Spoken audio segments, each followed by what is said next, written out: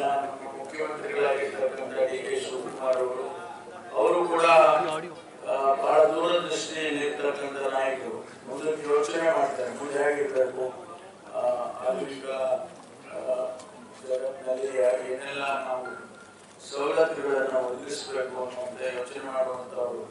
ಹಾಗಾಗಿ ಅವರನ್ನು ಮನವೊಲಿಸಿ ಈಶ್ವರರು ಒಂದಿಷ್ಟು ಹಣ ತೆಗೆದುಕೊಂಡು ಎಲ್ಲ ಎಲ್ಲೆಲ್ಲಿ ಸಾಧ್ಯ ಆಗುತ್ತೋ ಅಲ್ಲಿ ತಾಲೂಕುಗಳಲ್ಲಿ ಮಾಡಿದರೆ ಬಹಳ ಚೆನ್ನಾಗಾಗುತ್ತೆ. ಯಾಕೆಂದ್ರೆ ಮುಂದಿನ ದಿನಗಳಲ್ಲಿ ನಾವು ವಿಧಾನಸೌಧದಲ್ಲಿ ಕೂತ್ಕೊಂಡು ಇಲ್ಲಿಗೆ ಮಾತನಾಡ್ತಕ್ಕಂಥ ಸಂದರ್ಭ ಬರುತ್ತೆ.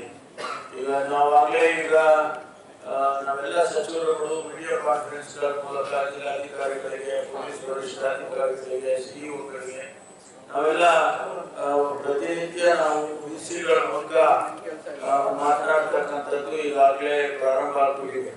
ಆದ್ರಿಂದ ಮುಂದಿನ ದಿನದಲ್ಲಿ ಮುಖ್ಯಮಂತ್ರಿಗಳಾಗ್ಬೋದು, ಸಚಿವರುಗಳಾಗ್ಬೋದು, ಆ ಸಭೆಗಳನ್ನು ಉದ್ದೇಶಿಸಿ ಮಾತನಾಡುವಂಥದ್ದು ಆ ರೀತಿ ಆಗ್ಬೋದು ಅಂತ ಹೇಳಿ ನಾನು ಮಾಡ್ತೇನೆ. ಅಂತ ಸಂದರ್ಭದಲ್ಲಿ ಈ ರೀತಿ ಸಭಾಂಗಣಗಳಿದ್ರೆ ಬಹಳ ಅನುಕೂಲ ಆಗುತ್ತೆ ಅಂತಕ್ಕಂಥದ್ದು. ಹಾಗಾಗಿ ಬಹಳ ದೂರದೃಷ್ಟಿಯಿಂದ ಮಾಡಿದ್ದಾರೆ. ಹಾಗಾಗಿ ಸುಧಾಕರ್ ಅವರಿಗೆ ನಾನು ವಿಶೇಷವಾಗಿ ಅಭಿನಂದನೆಯನ್ನ ಸಚಿವರಾಗಿರ್ತಕ್ಕಂಥ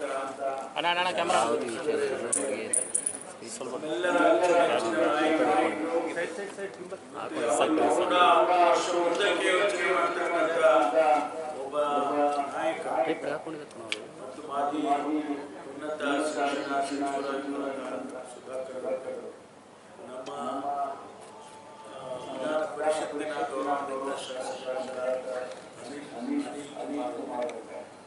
ಜಿಲ್ಲಾಧಿಕಾರಿಗಳಿಗೂ ಜಿಲ್ಲಾ ಪಂಚಾಯತಿ ಮುಖ್ಯ ಕಾರ್ಯನಿರ್ವಹಣಾಧಿಕಾರಿಗಳಾದ ಆನಂದ್ ಮತ್ತು ನಮ್ಮ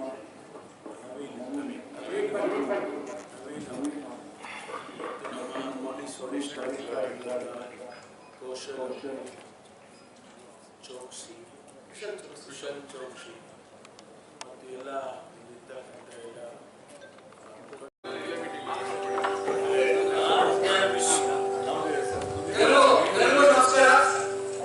ಇವತ್ತು ನಮ್ಮ ತಾಲೂಕು ಪಂಚಾಯತಿ ಭವನದಲ್ಲಿ ಸಾಮರ್ಥ್ಯ ಸೌಧದ ಸಭಾಂಗಣ ಮತ್ತು ಬಡ ಮಹತ್ವಾಕಾಂಕ್ಷೆಯ ತಾಲೂಕು ಪಂಚಾಯತಿ ಸಭಾಭವನವನ್ನ ರಾಜ್ಯದ ಉಪಮುಖ್ಯಮಂತ್ರಿಗಳು, ಮಾನ್ಯ ಕಂದಾಯ ಸಚಿವರು, ಯೋಜನಾ ಸೇವಾ ಇಲಾಖೆ ಸಚಿವರು, ನಾವೆಲ್ಲ ನಾಯಕರಾಗಿರ್ತಕ್ಕಂಥ ಮಾನ್ಯ ಜಿ. ಪರಮೇಶ್ವರ್ ಸಾಹೇಬರ ಅಮೃತಾಸ್ತ್ರದಿಂದ ಮತ್ತು ಇದೇ ಯಾಕೆ ಅಂತ ಹೇಳಿದ್ರೆ ಒಂದು ತಾಲೂಕಾ ಹೆಡ್ ಕ್ವಾರ್ಟರ್ಸ್ ನಲ್ಲಿ ಇಂಥ ಒಂದು ಸಭಾಂಗಣವನ್ನ ಮಾಡ್ತಕ್ಕಂಥದ್ದು ಬಹುಶಃ ಇಡೀ ರಾಜ್ಯದಲ್ಲಿ ಎಲ್ಲೂ ಇಲ್ಲ ಅಂತ ಹೇಳಿದ್ರೆ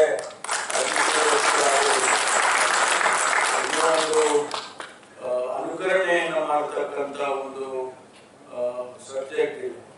ಬಹುಶಃ ಎಲ್ಲ ಪಂಚಾಯತಿಗಳ ತಾಲೂಕ್ ಪಂಚಾಯತಿನಲ್ಲಿ ಈಶ್ವರ್ ಖಂಡ್ರೆ ಅವರು ಇವತ್ತು ಸಚಿವರಾಗಿದ್ದಾರೆ. ಮುಂದೆ ಕನಿಷ್ಠ ಎಲ್ಲೆಲ್ಲಿ ಸಾಧ್ಯ ಆಗುತ್ತೆ ಅಲ್ಲೆಲ್ಲ ಈ ರೀತಿ ಎಲ್ಲರ ಸಂಸ್ಥೆ ಮತ್ತು ನಮ್ಮ ವಿಧಾನ ಪರಿಷತ್ ಸದಸ್ಯರಾಗಿರ್ತಕ್ಕಂಥ ಅನಿಲ್ ಕುಮಾರ್ ಅವರು ಎಲ್ಲರ ಸಂಸ್ಥೆಯಲ್ಲಿ ಇವತ್ತು 2 ಭವನಗಳನ್ನ ಇವತ್ತು ಲೋಕಾರ್ಪಣೆ ಮಾಡತಕ್ಕಂಥದ್ದು ಮಾಡಿದ್ವಿ. ಇವತ್ತು ಬಹಳ ಹೆಮ್ಮೆ ಆಗಿದೆ. ನನ್ನ ಬಹಳ ಸುದೀರ್ಘವಾದಂತಹ ಕನಸು ಇವತ್ತು ನನಸಾಗಿದೆ. 2006ರಲ್ಲಿ ವಿನ್ಯಾಸಗೊಳಿಸಿರ್ತಕ್ಕಂಥ ಈ ಭವನ ಇನ್ನು ಭವನ ಸಂಪೂರ್ಣವಾಗಿ ಪರಿಪೂರ್ಣವಾಗಿ ಇನ್ನು ಉದ್ಘಾಟನೆ ಆಗಿಲ್ಲ. ಈಶ್ವರ ಖಂಡ್ರೆ ಅವರು ಬಹಳಷ್ಟು ಡಾಕ್ಟರ್ ಬಾಬಾ ಸಾಹೇಬ್ ಅಂಬೇಡ್ಕರ್ ಅವರ ಭವನ ಅನುಭವ ಕೇಂದ್ರ ನಿರ್ಮಾಣ ಮಾಡಿದ್ದಾರೆ.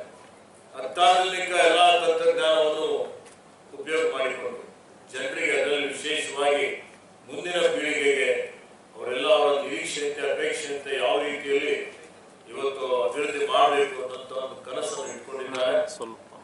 ನಾನು ಬಂದಂತಹ ಸಂದರ್ಭದಲ್ಲಿ ಇನ್ನೂ ಮಾನ್ಯ ಉಪಮುಖ್ಯಮಂತ್ರಿಗಳು ಬರಲಿಕ್ಕೆ ಒಂದು 45 ನಿಮಿಷ ಇದೆ ಅಂತ ಹೇಳಿದಾಗ ಈ ಒಂದು ಕ್ಷೇತ್ರದ, ಈ ಜಿಲ್ಲೆ ಎಲ್ಲ ಶಾರ್ಟ್ ಆಗಿ ಪ್ರಗತಿ ಪರಿಶೀಲನೆ ಮಾಡಿ ಖುಷಿ ಆಗ್ತದೆ. ಬೇರೆ ಜಿಲ್ಲೆಗಳಿಗೆ ಹೋಲಿಕೆ ಮಾಡಿದ್ರೆ ಎಲ್ಲಾ ಕ್ಷೇತ್ರದಲ್ಲಿನೂ ಉತ್ತಮವಾದಂತಹ ಸಾಧನೆ ಮಾಡಿದ್ದಾರೆ. ಇವತ್ತು ನಾವು ಅಧಿವೇಶನ ಮುಗಿದಿತ್ತು ಅಂತ ಹೇಳಿ ಬೀದರ್ಗೆ ನಾವು ಕ್ಷೇತ್ರಕ್ಕೆ ಹೋಗಬೇಕು ಅಂತ ಆಲೋಚನೆ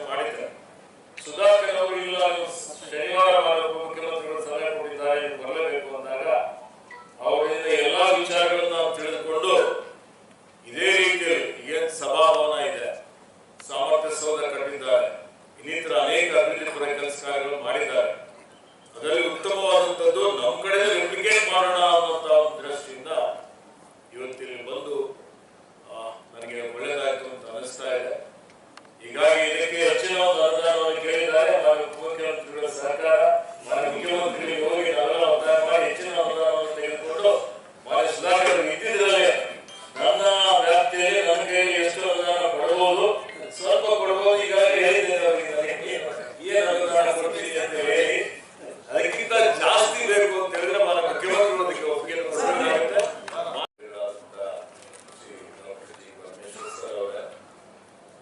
ಈ ಕಾರ್ಯಕ್ರಮದ ಆಯೋಜಕರು ನನಗೆ ಅತ್ಯಂತ ಆತ್ಮೀಯ ಸ್ನೇಹಿತರು, ಮಾಜಿ ಸಚಿವರು, ಈ ಕ್ಷೇತ್ರದ ಜನಪ್ರಿಯ ಶಾಸಕರಾದಂತಹ ಡಾಕ್ಟರ್ ಸುಧಾಕರ್ ಅವರೇ, ಗೌರವಾನ್ವಿತ ಶಾಸಕರಾದಂತಹ ಮಾನ್ಯ ಅನಿಲ್ ಅವರೇ, ಜಿಲ್ಲಾಧಿಕಾರಿಗಳಾದಂತಹ ಮಾನ್ಯ ಪ್ರಭು ಅವರೇ, ಜಿಲ್ಲಾ ಪಂಚಾಯತ್ ಮುಖ್ಯ ಕಾರ್ಯನಿರ್ವಹಣಾಧಿಕಾರಿಗಳಾದ ನಿಮಿತ್ ಭಟ್ ಅವರೇ, ವಿಶಾಲ್ ಅವರೇ, ಆನಂದ್ ಅವರೇ, ಉಪಸ್ಥಿತರು ಅಂತ ಎಲ್ಲ ನಮ್ಮ ಆತ್ಮೀಯ ಸ್ನೇಹಿತರುಗಳೇ, ಮಾಧ್ಯಮದ ಮಿತ್ರರೇ, ಇವತ್ತು ಬಹಳ ಖುಷಿ ಆಗ್ತಾ ಇದೆ, ಹೆಮ್ಮೆ ಆಗ್ತಾ ಅನಿಸ್ತಾ ಇದೆ.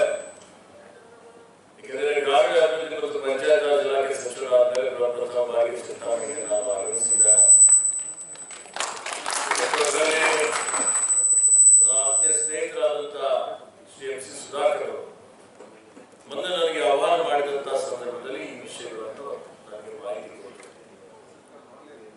ಡಾಕ್ಟರ್ ಸುಧಾಕರ್ ಅವರು ಅವರ ದೂರದರ್ಶಿತ್ವ ನೋಡಿ, ವಿಷನ್ 20 ವರ್ಷ ಕೆಳಗಡೆ ಅವರು ಈ ಒಂದು ಚಿಂತಾಮಣಿಯಲ್ಲಿ ಇಂಥ ಒಂದು ಸಭಾಭವನ ನಿರ್ಮಾಣ ಮಾಡಬೇಕು ಅನ್ನೋಂಥ ಕನಸು ಅನ್ಕೊಂಡಿದ್ರು. ಆ ಕನಸು ಚಲನಂಕ ಮಲ್ಲನಂತೆ ಅವ್ರ ಕನಸು ಇವತ್ತು ಪೂರ್ತಿ ಮಾಡುವವರೆಗೆ ಇವತ್ತು ಅತ್ಯಂತ ಮಾದರಿಯಾದಂತ ಒಂದು ಸಭಾಭವನ ಮಾಡಿದ್ದಾರೆ. ತಾಲೂಕು ಪಂಚಾಯತಿ ಕಟ್ಟಡ